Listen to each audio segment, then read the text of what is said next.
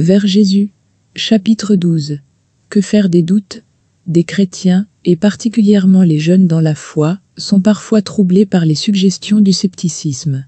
Il y a dans la Bible bien des choses qu'ils ne peuvent expliquer ni même comprendre, et Satan s'en sert pour ébranler leur foi dans les saintes Écritures, comme révélation de Dieu.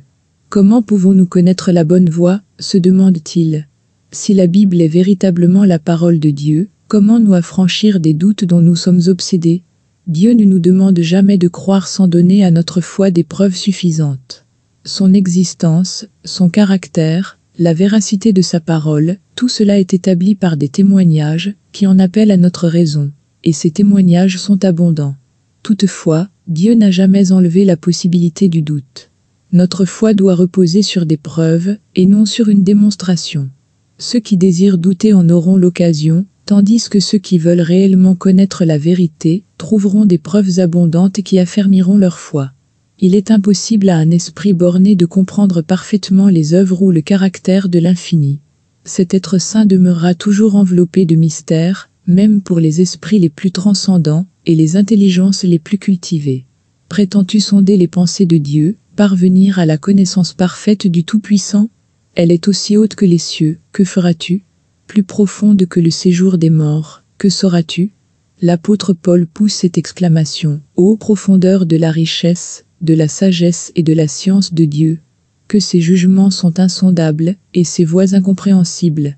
Mais quoique les nuages et l'obscurité l'environnent, la justice et l'équité sont la base de son trône.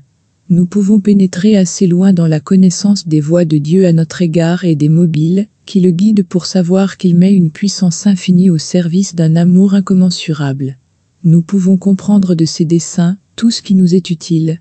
Quant au reste, nous devons nous en remettre à une main toute puissante, à un cœur qui n'est qu'amour. Comme le caractère de son auteur, la parole de Dieu nous présente des mystères qui ne pourront jamais être sondés à fond par des êtres bornés. L'entrée du péché dans le monde, l'incarnation de Jésus-Christ, la régénération, la résurrection et plusieurs autres faits présentés dans la Bible sont des mystères trop profonds pour être expliqués ou même saisis pleinement par l'esprit humain. Mais Dieu nous a donné dans les Écritures des preuves suffisantes de leur divinité et nous n'avons nullement lieu de douter de celle-ci parce que nous ne pouvons pas comprendre les mystères de sa providence. Dans le monde matériel, nous sommes constamment entourés de mystères impénétrables. Les plus humbles manifestations de la vie sont un problème que les plus sages philosophes sont incapables d'expliquer. De tous côtés se présentent des merveilles qui surpassent notre intelligence. Faut-il donc être surpris s'il se trouve dans le monde spirituel des mystères insondables? Toute la difficulté se trouve dans la faiblesse et l'étroitesse de l'esprit humain. L'apôtre Pierre dit qu'il y a dans les Écritures des points difficiles à comprendre, dont les personnes ignorantes et mal affermies tordent le sens pour leur propre ruine. Les sceptiques ont tiré de ces points difficiles des arguments contre la Bible, mais ce sont là au contraire des preuves solides de sa divine inspiration. Si elle ne nous disait de Dieu que des choses aisées à comprendre, si l'esprit borné de l'homme pouvait facilement embrasser sa grandeur et sa majesté, la Bible ne porterait pas le sceau indubitable de l'autorité divine. La grandeur même, et le mystère des thèmes qui y sont traités devraient nous porter à croire qu'elle est la parole de Dieu. La Bible révèle la vérité avec une telle simplicité et une adaptation si parfaite aux besoins et aux aspirations du cœur humain qu'elle a fait le charme et l'étonnement des esprits les plus cultivés. D'autre part, elle met les humbles et les illettrés à même de comprendre le chemin du salut. Et pourtant, ces vérités si simplement exprimées traitent de sujets si élevés, si profonds, et tellement inaccessibles aux facultés humaines, que nous ne pouvons les accepter que parce que c'est Dieu qui a parlé. Ainsi, le plan du salut nous est révélé de telle manière que chacun peut comprendre ce qu'est la repentance envers Dieu et la foi en notre Seigneur Jésus-Christ et s'engager dans cette voie pour être sauvé. Et cependant, ces vérités si faciles à saisir contiennent des mystères qui nous voilent la gloire de Dieu, mystères qui confondent celui qui cherche sincèrement la vérité, mais lui inspire la foi et le respect. Plus ils sont de la Bible, plus ferme est sa conviction qu'elle est la parole de Dieu. La raison s'incline devant la majesté de la révélation divine. Se rendre compte que la compréhension parfaite des grandes vérités de la Bible nous échappe, c'est simplement reconnaître qu'un esprit borné est insuffisant pour concevoir l'infini, que l'homme, avec ses connaissances limitées, ne peut saisir les desseins de l'omniscient. Parce qu'ils n'en peuvent sonder tous les mystères, les sceptiques et les incrédules rejettent la parole de Dieu. Ceux qui professent croire à la Bible ne sont même pas à l'abri de tout danger à cet égard. L'apôtre Paul dit « Prenez garde, frères, que quelqu'un de vous n'ait un cœur mauvais et incrédule, au point de se détourner du Dieu vivant. » C'est une chose tout à fait légitime que d'étudier attentivement les enseignements de la Bible et de sonder les profondeurs de Dieu en tant qu'elles sont révélées dans l'Écriture. Si les choses cachées sont à l'Éternel, notre Dieu, les choses révélées sont à nous. Mais l'effort de Satan vise à pervertir les facultés d'investigation dont nous sommes doués. À l'étude des vérités de la Bible se mêle un certain orgueil qui pousse à l'impatience ou au dépit quand on ne peut pas en expliquer tous les passages d'une manière satisfaisante. Il est trop humiliant de reconnaître qu'on ne comprend pas les paroles inspirées. On ne consent pas à attendre que Dieu juge à propos de nous révéler sa vérité.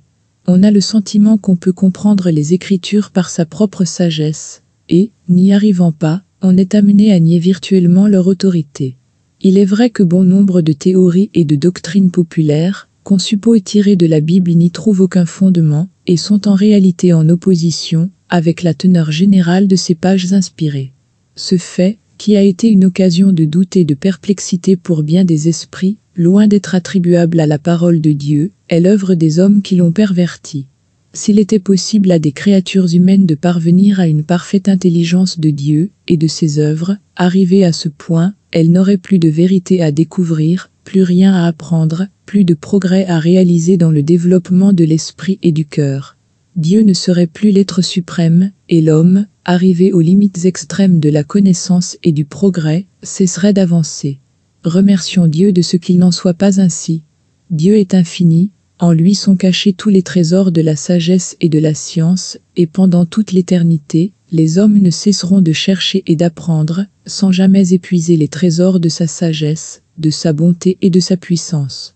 Il entre dans les desseins de Dieu que, même en cette vie, sa vérité continue à se dévoiler aux yeux de son Église.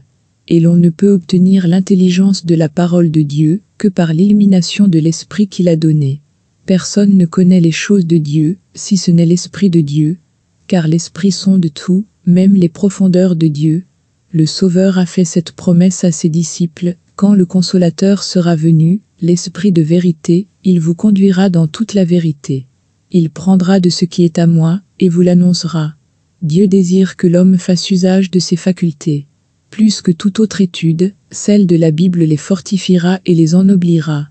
Toutefois, il faut prendre garde de ne pas déifier la raison, qui est sujette aux faiblesses et aux infirmités. Si nous ne voulons pas que les vérités les plus évidentes de la Bible nous soient incompréhensibles, nous devons posséder la simplicité et la foi d'un petit enfant, être prêts à nous laisser instruire et implorer l'assistance du Saint-Esprit. Le sentiment de la puissance et de la sagesse de Dieu, aussi bien que celui de notre incapacité de concevoir sa grandeur, devrait nous porter à l'humilité et nous aider à ouvrir sa parole, avec les mêmes dispositions d'adoration et de crainte que si nous entrions en sa présence. Dès qu'elle s'approche de la Bible, la raison humaine reconnaît une autorité supérieure à la sienne. Le cœur et l'intelligence doivent s'incliner devant le grand Je suis. Bien des vérités apparemment difficiles ou obscures deviennent claires et simples pour ceux qui cherchent à les comprendre avec humilité. Mais sans le secours du Saint-Esprit, nous sommes toujours enclins à tordre les Écritures et à en donner de fausses interprétations. Beaucoup lisent la Bible sans profit, voire pour leur perte. Quand on ouvre la parole de Dieu sans respect et sans prière, quand les pensées et les affections ne reposent pas sur Dieu, ou ne sont pas en harmonie avec sa volonté, l'entendement est bientôt obscurci par le doute et l'étude même de la Bible contribue à fortifier le scepticisme. L'ennemi prend possession de nos pensées et nous suggère de fausses interprétations. Dès qu'un homme, quelque savant qu'il puisse être, perd le désir d'être en harmonie avec la Bible, soit par ses paroles, soit par ses actes, il est condamné à comprendre les Écritures d'une manière erronée, et il faut se défier de ses explications. Le discernement spirituel est refusé à ceux qui étudient la Bible pour y découvrir des erreurs. Leur vision faussée verra des causes de doute et d'incrédulité là, où tout est simple et clair. Qu'on la déguise comme on voudra, dans la plupart des cas, La cause réelle du doute et du scepticisme, c'est l'amour du péché. Les enseignements et les avertissements de la parole de Dieu ne sont pas agréables au cœur orgueilleux et pervers, et ceux qui ont de la répugnance à se conformer à ses exigences sont vite prêts à mettre en doute son autorité. Pour parvenir à la connaissance de la vérité, il faut avoir un désir sincère de la connaître et un cœur disposé à s'y conformer.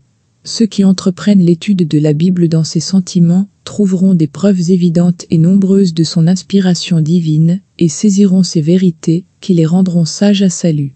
Jésus a dit, « Si quelqu'un veut faire la volonté de Dieu, il saura si ma doctrine est de Dieu ou si je parle de mon chef. » Au lieu de douter de ce que vous ne comprenez pas ou de discuter, suivez la lumière qui brille déjà sur votre sentier et vous recevrez davantage. Par la grâce de Jésus-Christ, acquittez-vous de tous les devoirs qui vous ont été clairement révélés et vous serez mis à même de comprendre et d'accomplir ceux qui sont actuellement, pour vous, un sujet de perplexité. Il y a une catégorie de preuves accessibles aux plus ignorants comme aux plus savants. Ce sont celles de l'expérience. Dieu nous invite à éprouver pour nous-mêmes la vérité de sa parole et la certitude de ses promesses. Il nous dit, « Sentez et voyez combien l'Éternel est bon ». Au lieu de s'en tenir au témoignage d'autrui, il faut l'éprouver soi-même. Dieu dit, « Demandez et vous recevrez ». Ses promesses s'accompliront. Elles n'ont jamais failli et elles ne failliront jamais. Quand nous nous approcherons de Jésus et que nous nous réjouirons de la plénitude de son amour, nos doutes et les ténèbres qui nous environnent se dissiperont à la lumière de sa présence.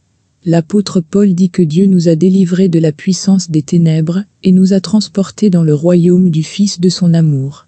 Quiconque est passé de la mort à la vie a certifié que Dieu est vrai. Il peut dire, « J'avais besoin de secours et je l'ai trouvé en Jésus. Il a été pourvu à tous mes besoins.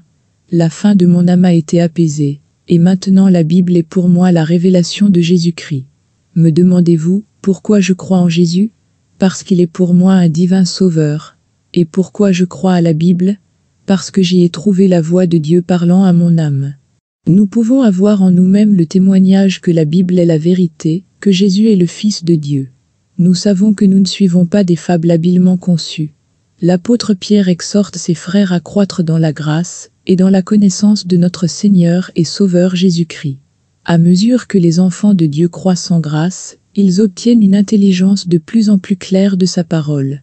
Ils discernent dans ces pages sacrées des lumières et des vérités toujours nouvelles.